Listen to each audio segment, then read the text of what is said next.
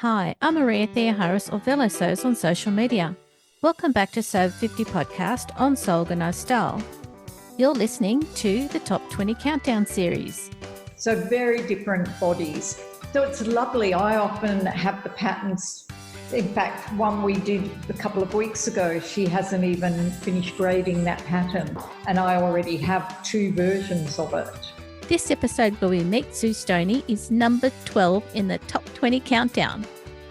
You heard Sue Stoney earlier on in the Magam Sewalong episode, which was number 18 in the Top 20 Countdown, with Suzy and Helene. This particular episode is where we focus just on Sue. Sustainability and careful use of our resources are really important to Sue. She's also one of her 3 local sewing friends with Meggie Peg and Sew Blooms on Instagram. And Sue has always been a fantastic supporter for Sarah Pundevi. Sue's global collaboration skills are vast, and you'll see that on her Instagram account. These days, Sue's adorable clothes for toy making for Miss G are what I love to see pop up on my feed.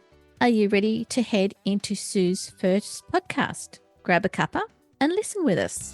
Our guest today is one of Sub 50's stalwart, and she's also a sewing friend. So let's welcome Sue Stoney. Hi, Sue. Hi, Maria. Thank you for having me. I'm so pleased that you're here. Oh, it's been such a long time since I've actually seen you. I was trying to think about that. I think it might have been 2015 when I came to Sydney and you took me shopping and we had a lovely day. It was such a fun day. Yes, I do think it was 2015. You have a really good fabric purchasing game. Yes, you really do. I do. Yeah. Oh, look, I had a really fun Saturday and it was really great to catch up with you. I think the last time when you were in Sydney was for around Sydney Frocktails. Sydney Frocktails, and you were in New Zealand, so we couldn't catch up. Yes. Can you give our listeners a bit of a background of your sewing journey prior to Sew Over 50? Well, like lots of people my age, my mum taught me to sew. Almost as long as I can remember, I've been sewing something. And in fact, I found a doll the other day that I had dressed in a silk hanky and secured with a safety pin. So clearly I didn't always sew. But mum started, I went to a boarding school. Well, in fact, in primary school, I've got things that I made in primary school: smocked aprons, book bags, a needle case. And then when I went to boarding school, which was high school, they had a proper sewing program and we used hand-cranked machines because we were young, 11. And then as we got older, we were allowed to use electric machines. But everything was very precise. We had to tack everything, proper tailor's tacks. Every step was checked. It was quite tedious, almost put me off. In England, Mum taught me to sew and to knit, and then I continued it at school, really. And we actually even knitted in primary school. We knitted vests for babies in far-flung continents. Kept going at school, came here, kept sewing. And when I was a new university graduate, I had no money. I was newly married, no money. I made all my clothes. But then I had a break from it as my career developed. I didn't have time. Then I had children and went back to sewing big time, particularly for them. Then I had another break to further my career, and I restarted my sewing 7 to 8 years ago. And I actually haven't bought ready-to-wear for at least 6 years, possibly 7, not one piece of ready-to-wear. So I've been going for a good while. I've been sewing for probably, 63 years maybe. And right from the start, you reused the silk hanky on the doll with a pin, with a safety pin. So you've been reusing for a long time. Yes, so I've always dressed my dolls, and I've still got a lot of those clothes that I knitted, and I mostly knitted. But I know that a few years ago, as you live in Perth in Western Australia, you were involved in a project sourcing local products. Yes, it was called One Year, One Outfit, and it was started by a woman called Nikki from This Is Moonlight is her blog, Nikki Taylor, and she's since moved to Melbourne. Her dream was that we would be able to create an entire outfit from only locally produced materials. So in Perth, that's pretty much wool and wood. We have no zip manufacturing or cotton manufacturing. So it was wool. I learnt to felt. I learnt to weave a little bit. I tried spinning with great failure. So I knitted, I wove, I felted, and created 3 years worth of outfits. So I did an outfit a year for 3 years, and I'm still going on my last outfit, which has probably been on the books for 3 years, but I need to up my weaving game. I've got a loom, I'm just not very good at it. I think you forgot one piece that you did, one skill, which was woodwork, the shoes. My shoes. Those shoes. The shoes were so uncomfortable and so dangerous. They were made from she oak, which is the West Australian wood. They took a lot of doing. It's quite a hard wood. It's not like pine, which is easy to sort of shave. These were hard. I looked like I had bandages on my feet because I used felted pieces to hold them on. Yeah. I've done a few talks in Perth on my 1 year, one outfit adventures, and everyone is most fascinated by the underwear, I have to tell you, because I've got a felt bra and knitted knickers with a felt gusset. Okay. I understand the fascination. I take it to places, do the talk, and at the end, everyone's fondling my underwear. It's not cooking, really, but anyway. Sue, you're a hit. Yeah, there we go. I know that we've both gone through blogging a lot of the time, and now we've all moved over to Instagram. And I was wondering, from your perspective, how did you find the Sew Over 50 account, and what's that done for your sewing journey? I still blog, but much less regularly because of Instagram.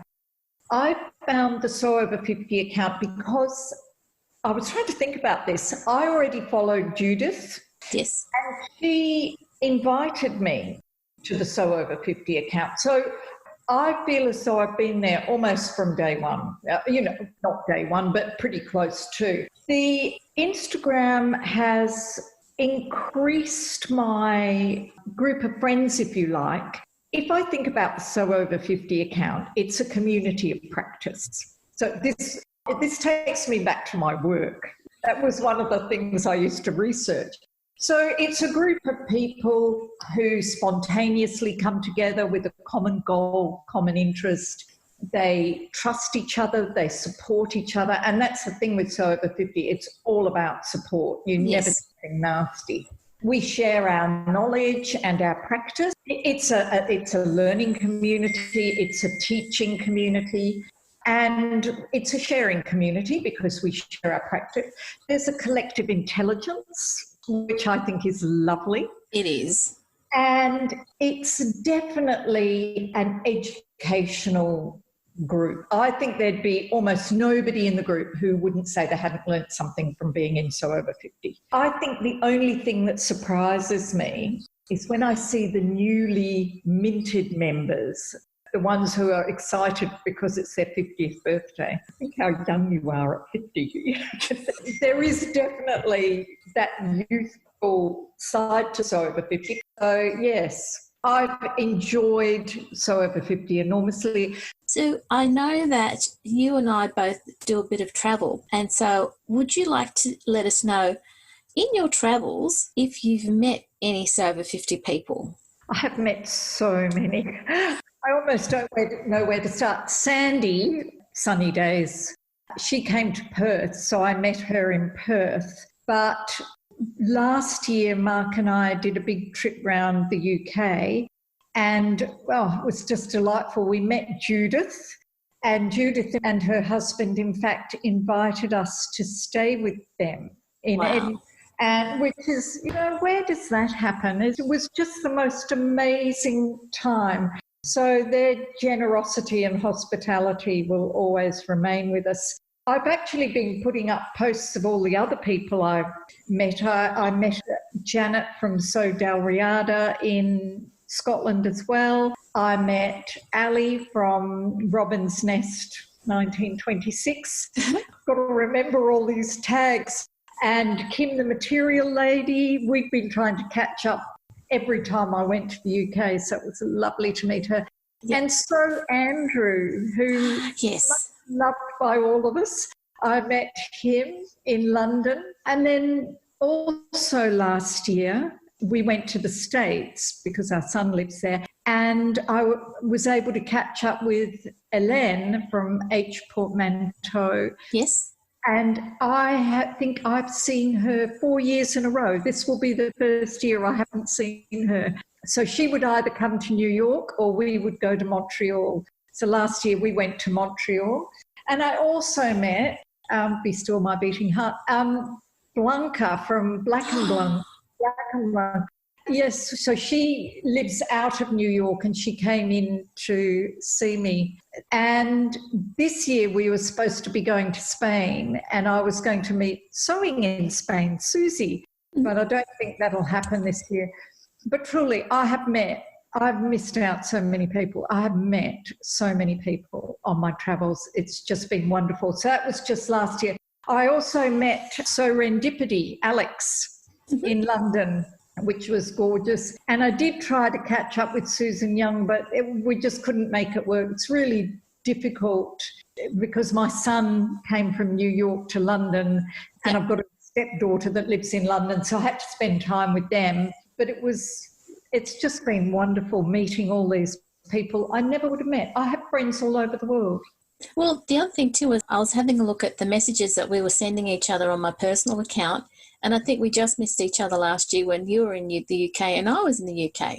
We did, that's right, because you caught up with Susan Young and went to the Victoria and Albert with her, I think. Yeah. And I think we missed each other by a day. Yeah, because I don't think I knew you were going. So really, how sad is that? But yes, quite amazing. And look, I can remember being in Boston and being stopped in the street by a Perth sewist that I had never met who recognised me. And she was from Perth, I'm from Perth, and we were both in Boston. So you just kind of meet people all over the place. It's just so lovely though. Yes, no, gorgeous. Yes, I'd forgotten that you'd been in London at the same time as me. And that was the Sew Over 50 thing that you were doing, was it? No, I was in the UK last year because I got I suppose you could call it the golden ticket to go to the garden party at Buckingham Palace that the Queen hosts 3 times a year. Yes, that was very good. Gosh, I remember being very impressed. I was impressed too. That would have been really something. I have met so many people and I hate to miss anybody out, and I probably have. But that was just last year on 2 trips, just meeting those people was just glorious. And that's why I love following you on Instagram, because you share those experiences, even though it's just a photo, but it really is quite heartwarming. It's just lovely to, yes.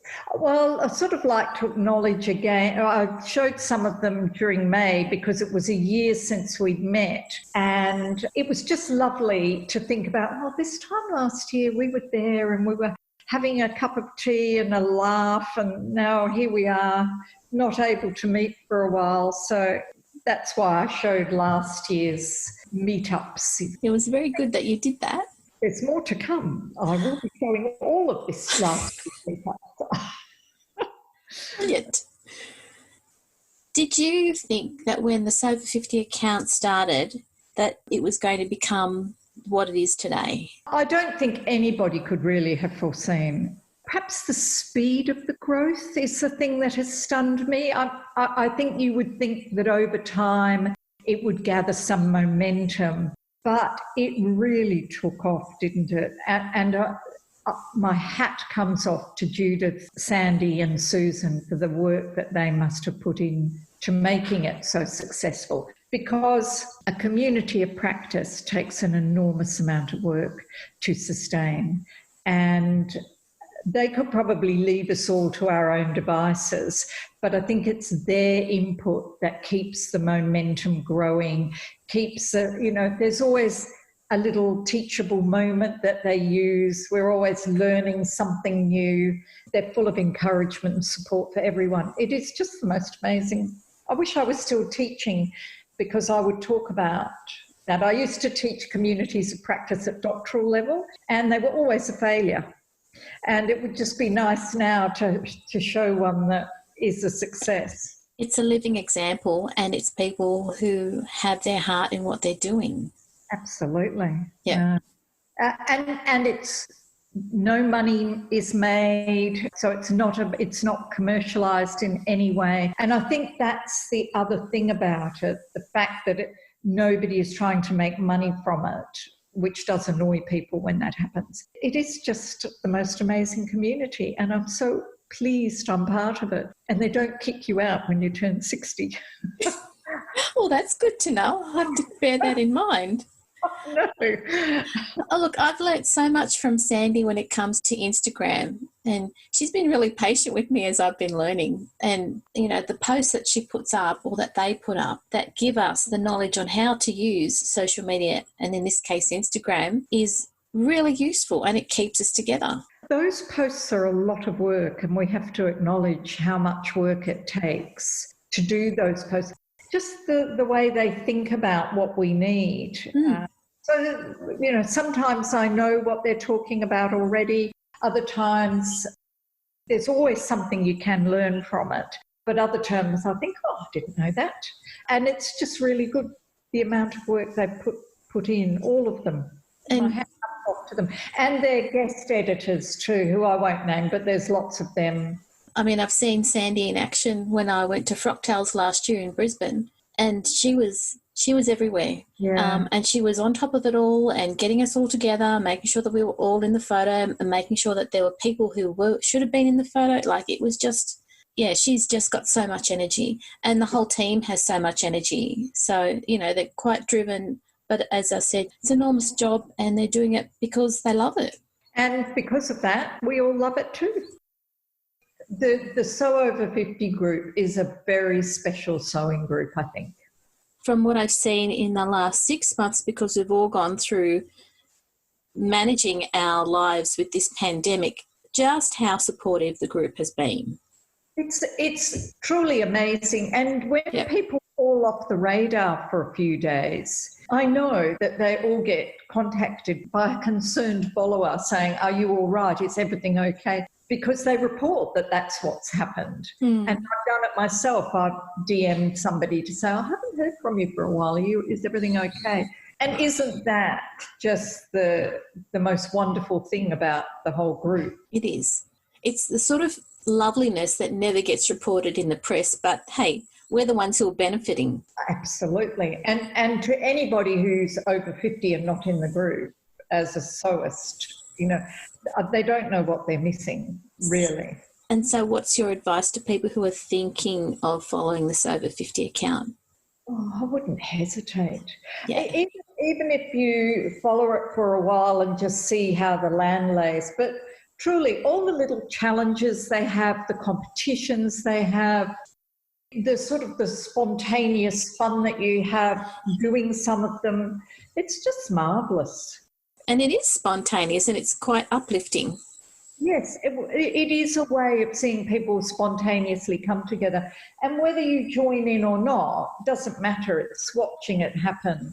If you follow the Sew Over 50 hashtag, then you can see what everyone is up to. And if you haven't got time to look properly, well, that's fine. Everyone understands. But it's the highlight of my day. And look, it's the other lovely part is we live in a different time zone to other people who are following. Doesn't mean you can't keep in contact, and it's wonderful for your mental health.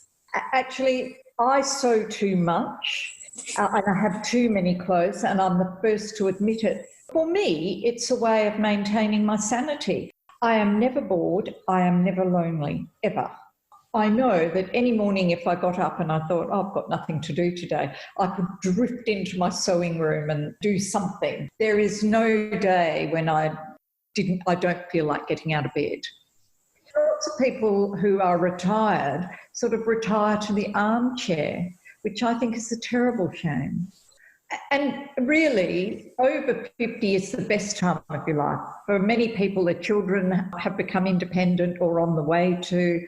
You probably have more disposable income. You might have more time. Certainly, it's a really good time of your life, and yet people seem to hate getting there. Actually, I didn't enjoy getting there. I had a bit of a freak out at 50, but, you know, I'm headed to 70 now. I honestly don't even feel like I'm over 40. You know, I don't feel any different. You've got that ball of energy behind you all the time, so age really isn't a factor other than your body.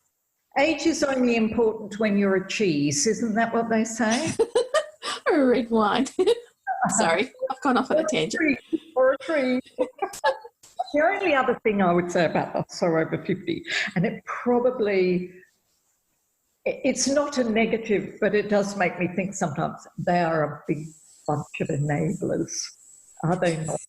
You know, everybody's putting up their fabric and their patterns, and we're all going, oh, yes, I want that one. It's the next new shiny thing. So it's not a negative, but it does make me laugh sometimes. It's a very important aspect. Yes, well, exactly. I think before I joined Instagram and maybe blogging, my knowledge of patterns was very limited to what was in Spotlight. And I'd never heard of an indie pattern maker. And now, of course, I never buy really any of the big four patterns because I don't actually ever go to Spotlight anymore. I really like to look at the indie pattern makers and support their business. And, of course, So Over 50 just enables that brilliantly. And so when it comes to indie pattern designers, haven't you been featured in some promotions for one? That's Sarah from Pattern Union. She really only uses mature models, but I sometimes go to her and we'll pre-test a pattern. So before she even puts it out for pattern making, because our bodies are so different, she has a disgustingly small waist and I have a disgustingly big one. So if it sort of looks good on both of us, she knows that it's probably going to work in the market. Because, as I say, we're quite opposite. I have a big top, if you like, and narrow hips. She has a tiny top, tiny waist and bigger hips. So very different bodies. So it's lovely. I often have the patterns. In fact, one we did a couple of weeks ago, she hasn't even finished grading that pattern, and I already have 2 versions of it, which is such fun. And then when she publishes her pattern, she will use some of the models are people who are pattern testers, and they're usually, some of them are mature age, which is great. I mean, it's just wonderful that you're actually part of the pattern design process, the pattern making process. Yeah, I can say to her, I don't like this pocket, or I don't think this will suit people, some people, or mature women like to cover their arms. You know, she's got lovely arms, so she doesn't think about that. She's not 50 yet. She's under 50. So there's just little things like that that when you're youngish, you don't really think about. Mature women don't like having super skin tight things or bare arms or whatever. You know, so it is quite good. Sometimes I feel as though I've contributed to a pattern. Not always, but it is a lovely feeling. And I'm really pleased that she's got you involved. She is a proper trained pattern maker, so her patterns are nice to make, and she's always open to suggestions, so it's good. And she was a commercial sewist, so she knows, she never uses pins and things like that. She knows all the shortcuts, So I have to train her. I have to say, people will want to stay stitch this neckline. She doesn't stay stitch. Well, if you're a commercial sewer, you just sew. It's all about getting it done quickly. She made wedding dresses and things for years, so she knows how to fit. She knows how to make things look good. But yes, interesting. It's been a fun thing to do. So you've had such a great sewing journey, life experiences, and you're still so involved in the sewing community as well as you said, with indie pattern designers. So thank you so much for coming on to Sew Organised Style today. Oh, Marie, it's been an absolute pleasure. I have loved it. Thank you. Listeners, I hope that you feel as inspired as I am after speaking to Sue. So have a lovely day. Bye. This episode of Sew 50 podcast on Sew Organised Style was produced by me, Maria Theoharis, with permission of Sue Stoney, sound by bensound.com. Many thanks for the ongoing support of the podcast Patreon contributors. On patreon.com/Sew Organised Style, you can support this podcast every month for the cost of a coffee. Their ongoing support enables me to develop this podcast for free. You can subscribe to Sew Organised Style podcast, but with an S, not a Z, on all good podcast apps. Make sure you go back and listen to our free Sew 50 podcast archive on Sew Organised Style podcast. If you would like to contribute to the many ongoing posts and challenges the team promotes on the Sew 50 account on Instagram, direct message Sandy and the editorial team. The Sew 50 community has over 50,000 followers. We look forward to joining you in your sewing room next time. Stay safe, everyone.